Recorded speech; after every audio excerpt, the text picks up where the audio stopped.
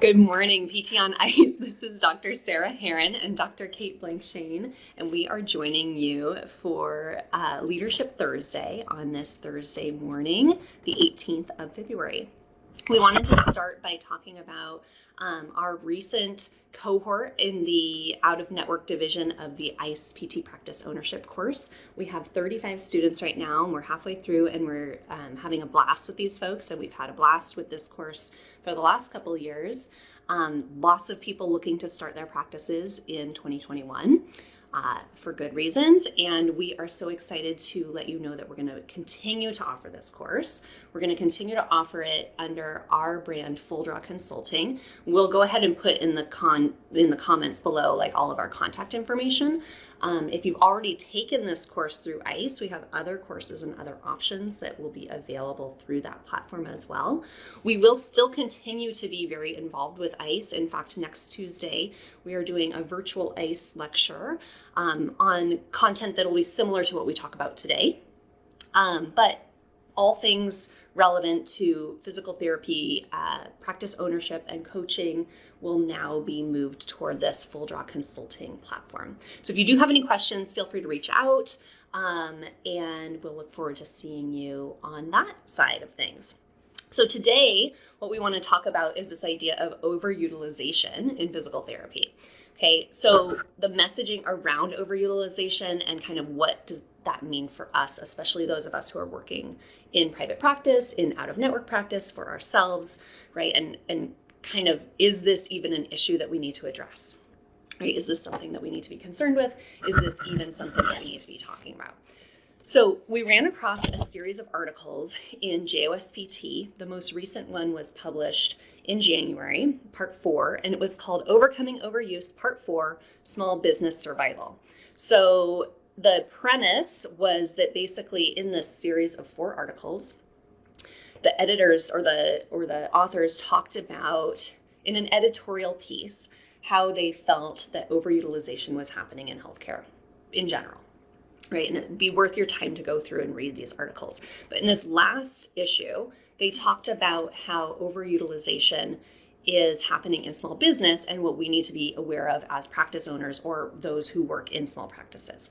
So it kind of got us thinking, like, is there really an issue of overutilization when we're talking about high quality physical therapy? Or is this an insurance-driven issue that we're even talking about this concept?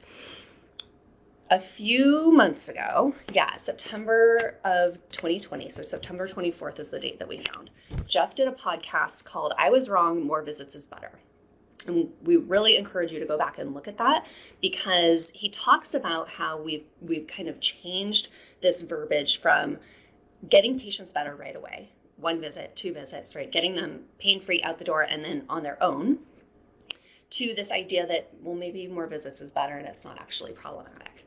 Okay, so in this article, the writers are arguing that as fee-for-service providers, so as physical therapists who get paid per visit, we are incentivized financially to do more and not less, right? So we see that a lot in clinics, and Kate's going to talk about kind of how we got there.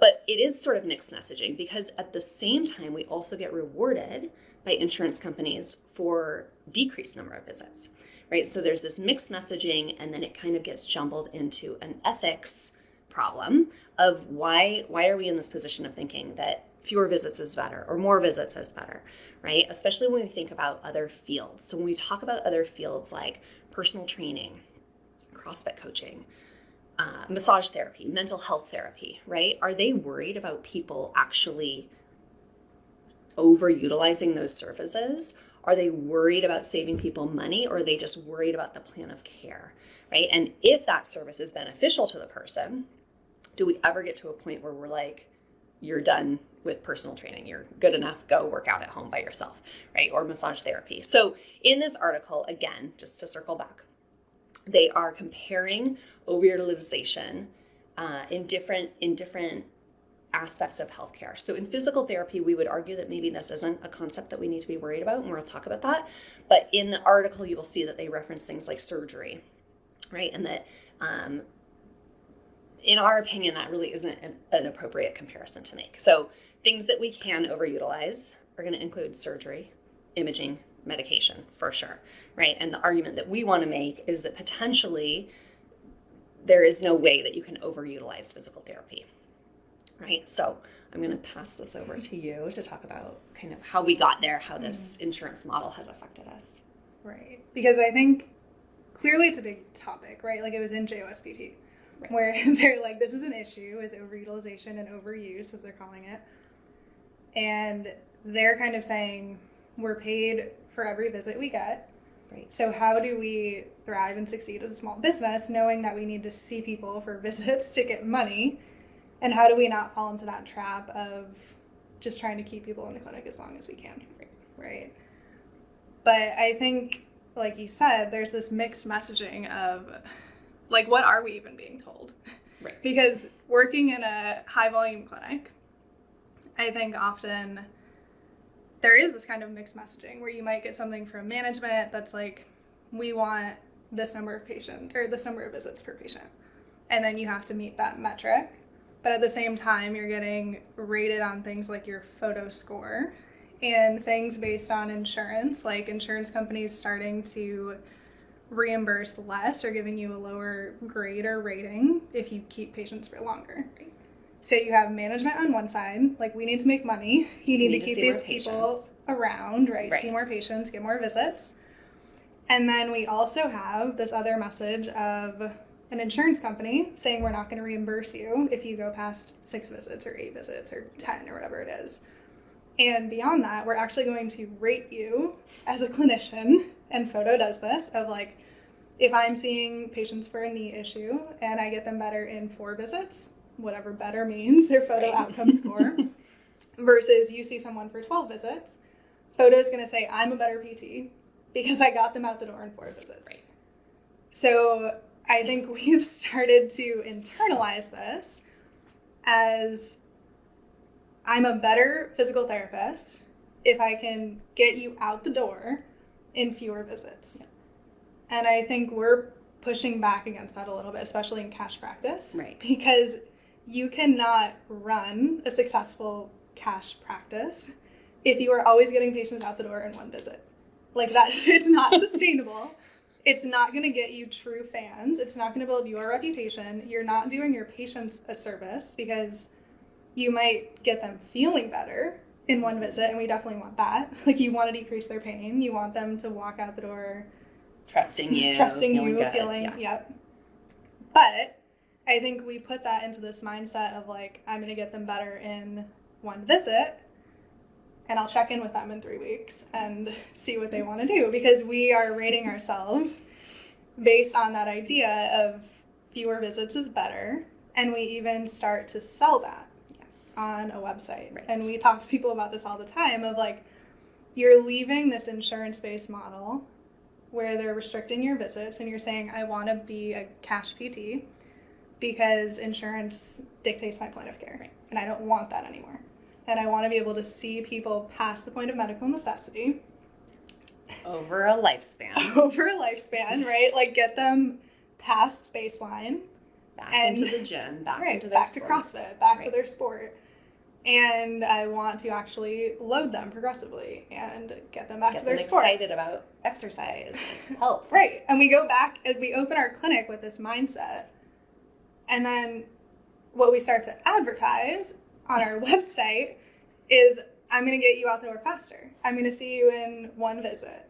You might see an insurance clinic, and they're going to tell you need to go to PT 2 times a week, 3 times a week for 6 weeks. I don't do that here. Like, we see so many people who put that on their website. Yes. Of like, that's not what we do. We don't believe in that model. You don't need to see us as often. Yeah. And I guess we're wondering where that's coming from.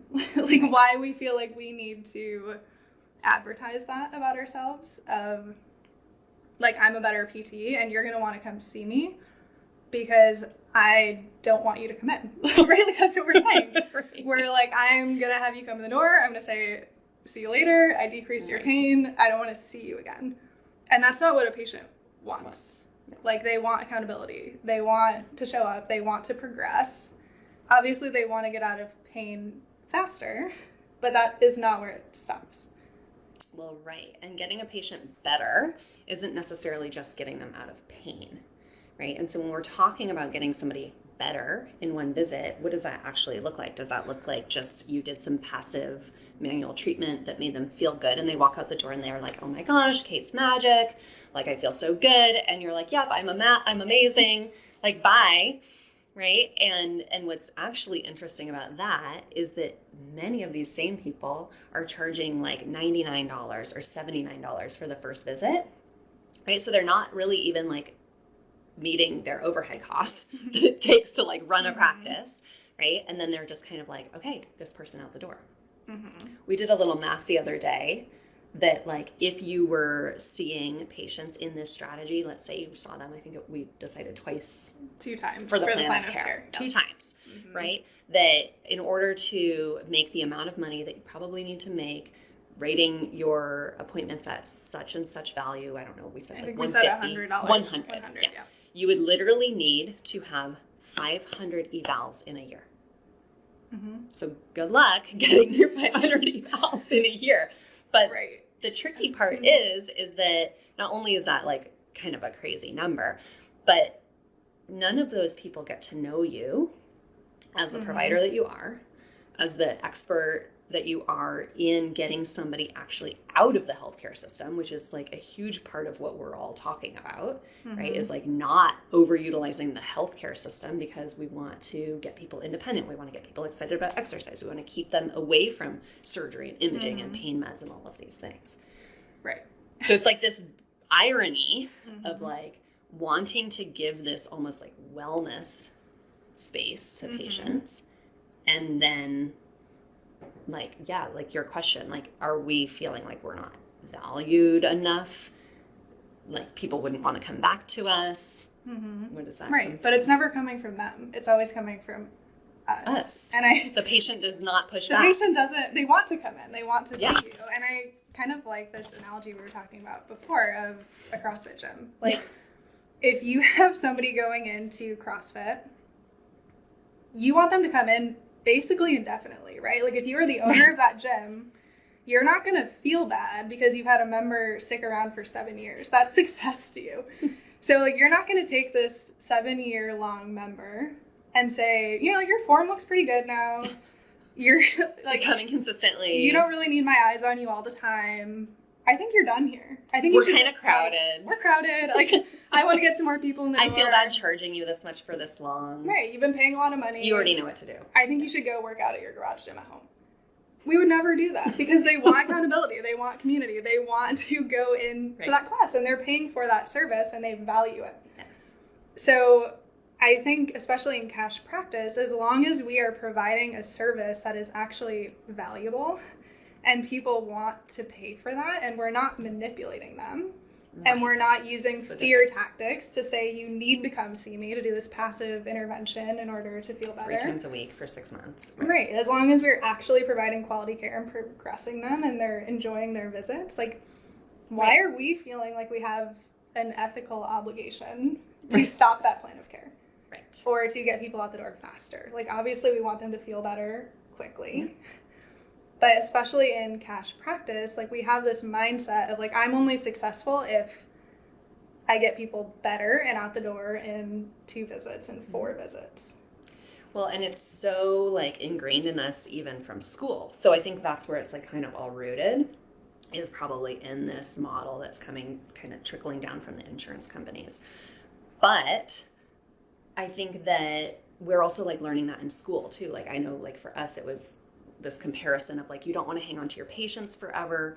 You don't want to create this like need, like that they're like relying on you, this passive behavior, right? But especially for those of you watching this podcast, people who follow sort of the ICE philosophies, none of us treat like that. Like we actually all care about getting these patients to an independent level beyond where they were even when they got injured, right? Like we want to get them to like a prevention place, a wellness place. And a lot of those same practitioners want to start their own practices. So then we have this like mismatch of philosophies behind that. So really, like Kate said, the only way to overutilize in physical therapy, I think, is that if you're utilizing these like passive modalities or you're using manipulation strategies, which we do see in some healthcare providers, right? And so we don't want to we don't like to feel like that. It's like an ethics thing.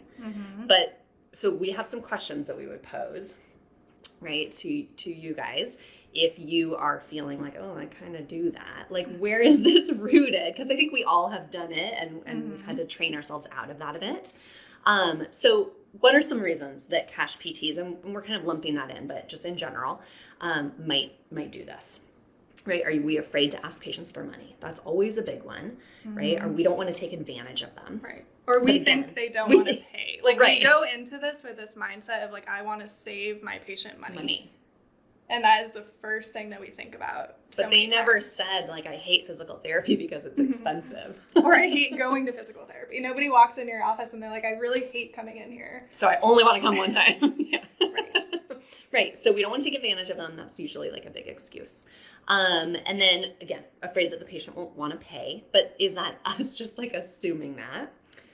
A good one that I think we've talked about here is wanting to be that best PT.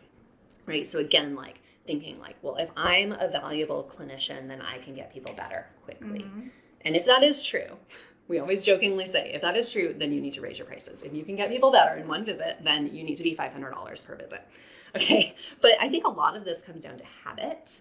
I think that this is like habitual thinking that we just kind of are trained to think this way, and we forget. I also think, like, at least for me, when I was a younger PT, fear of being judged by other clinicians was a big one, because I didn't want to stand out as somebody who was doing something differently, right? So I wanted to be respected by my peers or my clinical mentors as, like, she's ethical, she's following the rules, she doesn't take advantage of people, right? And it's already tricky when you go into cash practice because you already feel a little bit like weird about asking for money. It's just like awkward. Right. Yes. And I think overall we're kind of challenging this ethical question, right? Like, I think that's why it's been raised in JOSPT. Like, we've come to assume that it's unethical to keep people around for too long, right? Or to what they're calling overutilization of PT. But when you are having people exercise and you're progressively loading them and you're preventing injuries and all these other things, and they're paying cash and they value it, why is that unethical for me to keep them in my office if that's what they want to do, and if that is how they're feeling better, getting better, being healthier? That's why I go to physical therapy. I know what to do. I need somebody to stand next to me, tell me what to do, hold me accountable, and I want to pay for it. So challenge yourself with those questions. We'd love to get feedback on where you stand on this, and maybe what your experience is in your setting now, and if you maybe foresee this being a challenge for you. So we're going to talk about this a little bit in our course meeting this week, and we will be talking more about this in VICE. So anything else to add? No, I think that's good. So as we said, we'll be around in the ICE community. We're not really going anywhere, but if you're looking for coursework, if you're looking for mentorship, if you're looking for one-on-one coaching or group coaching, please don't hesitate to reach out. That is what we're here for, and we will look forward to talking to you all when we talk to you. Take care. Have a great week. See ya. Hey, thanks for tuning in to the PT on Ice Daily Show. If you enjoyed this content, head on over to iTunes and leave us a review. And be sure to check us out on Facebook and Instagram at the Institute of Clinical Excellence. If you're interested in getting plugged into more ICE content on a weekly basis while earning CEUs from home, check out our virtual ICE online mentorship program at ptonice.com. While you're there, sign up for our Hump Day Hustling newsletter for a free email every Wednesday morning with our top 5 research articles and social media posts that we think are worth reading. Head over to ptonice.com and scroll to the bottom of the page to sign up.